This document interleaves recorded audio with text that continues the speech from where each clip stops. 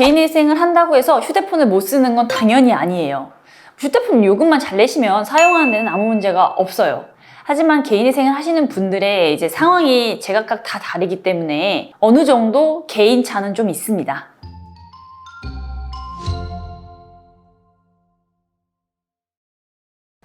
안녕하세요. 회생의 답이지의 이미지 변호사입니다. 개인회생을 고민하시는 분들이 많이 걱정하시는 것 중에 하나가 바로 휴대폰 사용 문제예요. 그러니까 단순하게는 개인회생하면 휴대폰 못 쓰는 거 아닌가요? 신용불량자 되면 휴대폰 개통 안 되는 거 아닌가요? 이런 질문을 많이들 하시는데 오늘 이 궁금증을 좀 해결해 보겠습니다. 결론을 말씀드리자면 개인회생을 한다고 해서 휴대폰을 못 쓰는 건 당연히 아니에요. 휴대폰 요금만 잘 내시면 사용하는 데는 아무 문제가 없어요.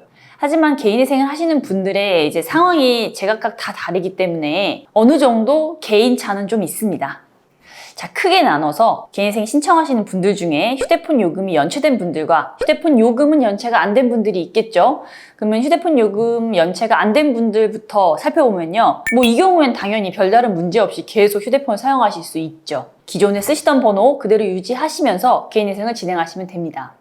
단지 개인회생 기간 중에는 신용카드 사용이 제한이 되니까 휴대폰 요금 자동 결제가 카드로 되어 있다면 계좌이체로 바꾸거나 직접 납부하시면 돼요. 자, 그런데 휴대폰 요금이 연체되어 있는 분들은 조금 복잡해져요. 휴대폰 요금이 연체된 분들은 개인회생을 할 때 이 채권자 목록에 해당 통신사를 넣어야 하거든요. 그렇게 되면 이제 그 통신사는 더 이상 못 쓸 가능성이 높지만 다른 통신사로 이동하시면 되죠. 근데 문제는 또 여기서부터예요. 신용불량자나 개인회생 신청자가 새로운 통신사에서 휴대폰을 개통하려고 하면 약간 어려움을 겪을 수가 있거든요. 왜냐면 우리가 보통 쓰는 후불요금제라고 하는 것 자체가 일종의 신용거래예요. 그래서 먼저 통신 서비스 이용하시고 나서 나중에 그달의 요금을 내는 거니까요. 통신사 입장에서는 당연히 신용을 확인할 수밖에 없어요. 특히 휴대폰을 할부로 구매할 때는 더욱 그렇겠죠. 할부라는 건 돈을 나눠서 조금씩 나중에 납부하는 개념이니까요. 그러니까 통신사 입장에서도 이게 정확하게 다 납부되지 않을 경우에 대비한 어떤 보증이 필요한 거예요. 그래서 통신사에서는 보통 할부 거래를 할 때 서울보증보험에서 이 할부 거래를 보증할 수 있는 보증서가 발급되는지를 확인하거든요. 그래서 그 보증서가 발급될 수 있는 사람의 경우에만 할부 거래를 인정을 해주는 거죠. 근데 개인회생을 하시게 되면 그때부터는 서울보증보험이 그 사람에 대해서는 보증을 거부하는 경우가 많아요. 그럼 어떻게 해야 될까요? 여러 가지 방법이 있어요. 첫 번째는 그냥 공기계를 구하셔서 선불 유심 카드를 넣어서 사용하시는 방법이 있죠. 요즘은 워낙 휴대폰을 자주 바꾸는 시대가 돼서 주변 지인이나 아는 사람을 통해서 안 쓰는 공기계나 아니면 아주 저렴한 중고기계를 얼마든지 구하실 수가 있더라고요. 그럼 이런 기계들을 구해서 선불 유심 카드를 넣어서 사용을 하시면 신용불량자임에도 불구하고 아무런 제약 없이 휴대폰을 사용하실 수가 있어요. 선불 유심은 미리 돈을 내고 쓰는 거기 때문에 신용조회가 필요가 없거든요. 그리고 두 번째는 알뜰폰을 사용하는 방법이 있죠. 대형 3사인 SK, KT, LGU 플러스에서 개통이 거절될 경우에 알뜰폰 등을 이용하실 수 있어요. 알뜰폰은 대형 통신사보다는 신용조회 기준이 좀 느슨한 경우가 많거든요. 물론 일부 업체는 신용조회나 연체 이력에 따라서 제한이 될 수는 있는데 대부분은 이용이 가능하신 것 같아요. 자, 그리고 세 번째는 최신 폰을 포기하시고 저렴한 폰을 완납으로 구매하는 방법도 있습니다. 할부가 안 되는 게 문제니까 그럼 완납이 가능해야 되니까 저렴한 중고단말기를 구입하시거나 하는 방법으로 사시면 됩니다. 경제적으로 어려운 상황에서 굳이 최신 폰을 쓸 필요는 없잖아요. 그럴 때는 이런 방법을 고려해 보시면 됩니다. 근데 여기서 정말 중요한 주의사항이 있어요. 개인회생 진행 중에는 휴대폰 요금을 절대 연체하시면 안 돼요. 개인회생 인가를 받기 전까지 그때까지의 연체분만 회생에 포함이 되거든요.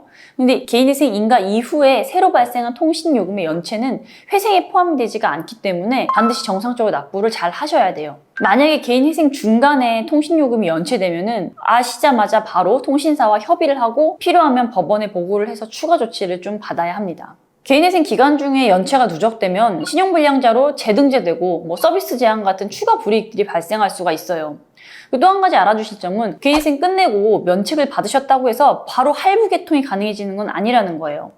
신용 점수가 어느 정도 회복이 돼야 되고 또 아까 말씀드린 것처럼 할부로 개통을 하시려면 서울보증보험에서 보증을 해줘야 가능해지거든요.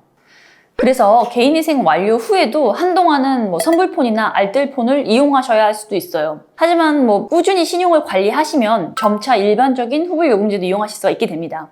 중요한 건 개인위생 기간 중에 휴대폰 요금을 철저하게 관리하는 거예요. 그리고 개인위생이 끝난 후에도 통신사에 본인이 먼저 정리 요청을 좀 하셔야 돼요. 개인위생 인가결정문이나 면책결정문 같은 서류를 제출해야 통신사 내부 기록이 삭제되고 신규 개통이 좀 원활해지거든요. 많은 분들이 이 부분을 모르셔서 개인위생 끝났는데도 휴대폰 개통이 안 된다라고 당황하시는 경우가 있어서 이 부분도 좀 알아두시면 좋겠습니다. 자, 마지막으로 정리해드리면 개인위생을 한다고 해서 휴대폰을 못 쓰는 건 절대 아니에요. 다만 기존의 연체가 있었다면 통신사를 바꿔야 할 수가 있고, 그리고 신규로 폰을 사실 때 할부로 구매하는 할부 개통은 어려울 수가 있습니다. 하지만 최근에는 선불폰, 알뜰폰, 가족 명의로의 개통 등 여러 가지 대안이 있기 때문에 크게 걱정하지는 않으셔도 될 것 같아요. 이제 무엇보다 중요한 건 개인위생 기간 중에 새로운 연체가 발생하지 않도록 철저히 관리하는 거예요. 자, 오늘 영상 보시고 개인위생에 대해서 더 궁금하신 점이 있으시다면 아래 고정 댓글로 남겨드린 저희 사무실 연락처로 연락 주시기 바랍니다. 저희 사무실에서 최선을 다해서 도와드리도록 하겠습니다. 감사합니다.